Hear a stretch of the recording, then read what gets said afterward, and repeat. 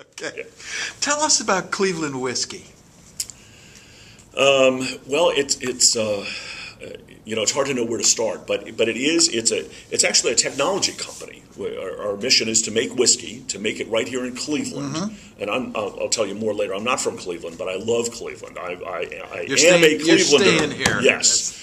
I'm really much more from Boston, but I've been here a couple of years and I love Cleveland. Lots of great advantages, so I'm sticking with it.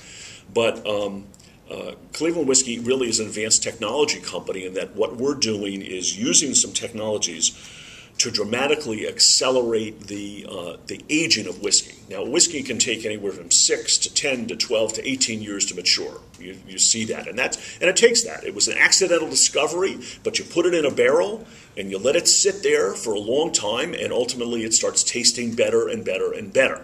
And it reaches some limits at some point, but it tastes better. But I'm not that patient. Just like you were talking about entrepreneurs, we're not patient sorts. I'm not, even though I like good whiskey, I'm not going to wait for 12 or 18 years for something to occur. So I started looking at all sorts of different industries and different technologies and different approaches and even different climates. Climate differences between Kentucky and Tennessee and Scotland and Japan and all the other places where good whiskey is made.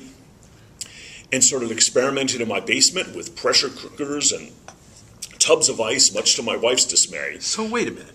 So Yeah. you really started this in your basement? Oh yeah, I did. Yeah, I know.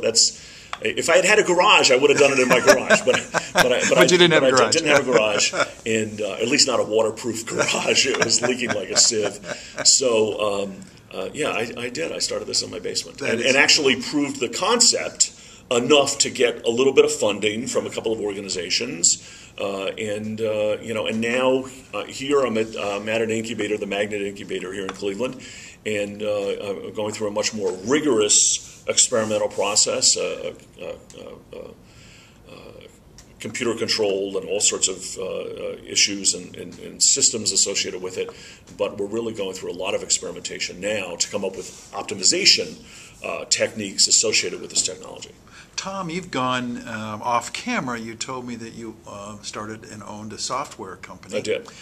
That you sold, and I forgot the name of the company. Well, I actually sold it to one organization, and they've resold it to National Public Radio. Gotcha. National Public Radio is now, it's a wholly owned subsidiary. It's called Public Interactive. It's a wholly owned subsidiary of National Public Radio.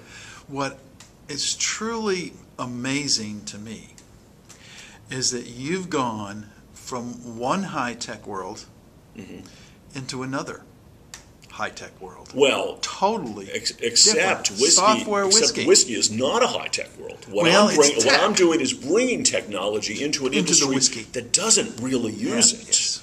So I like to think of what we're doing as disruptive technology that says we're taking an industry that has done things pretty much the same way for 100+ years and saying, we can do it better. Whiskey's a $20 billion industry worldwide. $20 billion worldwide, and it's growing. And it's growing. And there's these looming whiskey shortages occurring. The Chinese are starting to drink whiskey. 1.3 billion people in China, they're starting to drink whiskey.